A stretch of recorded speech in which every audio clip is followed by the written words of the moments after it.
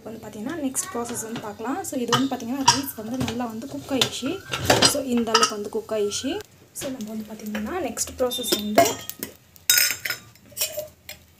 So oil வந்து போட்டுக்கலாம். Oil வந்து நல்லா காயிடும்.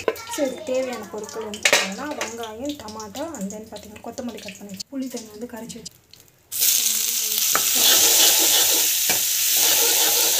ஆல்ரெடி ரைஸில் வந்து பார்த்திங்கன்னா நம்ம உப்பு போட்டு வேக வச்சுருக்கோம். ஸோ இப்போ வந்து உப்பு வந்து போட தேவையில்லை. ஸோ அப்படியே வந்து வாடிக்கலாம். ஸோ பொடியாக தட்டி வச்ச நட்ஸு முந்திரி வந்து ஆட் பண்ணிக்கலாம்.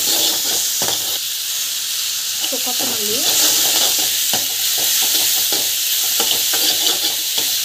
அதை வந்து ஆட் பண்ணிக்கலாம். ஸோ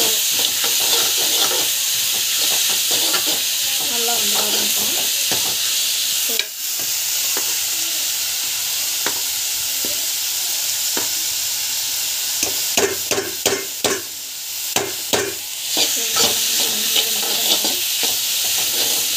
ஸோ இந்த ஸ்டேஜில் ஸோ பிசிபெல்லாபாத் மசாலா வந்து ஆட் பண்ணிக்கலாம். நான் வந்து பார்த்தீங்கன்னாக்கா ஜீரி ஆயில் வாங்குகிறேன். ஸோ இது வந்து எனக்கு ரொம்ப பிடிக்கும்.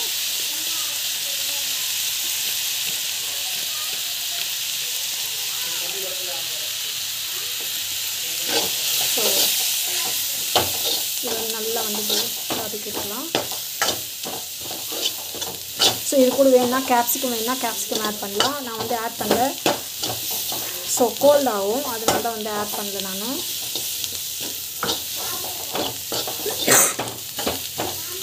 நல்லா வந்து வதங்கிட்டோம். ஸோ டமாட்டா நம்ம வந்து பார்த்திங்கன்னா புளி தண்ணி வந்து கரைச்சி வச்சுருக்கோம் இல்லையா, ஸோ அதை வந்து ஆட் பண்ணிக்கலாம். ஸோ தண்ணி தேவையான அளவு விட்டுக்கணும். ஜஸ்ட் வந்து இது நல்லா வந்து கொதிக்கணும். கொதிச்ச பிறகு நம்ம வந்து பார்த்திங்கன்னா இதை எடுத்து இதில் ஷிஃப்ட் பண்ணிக்கலாம்.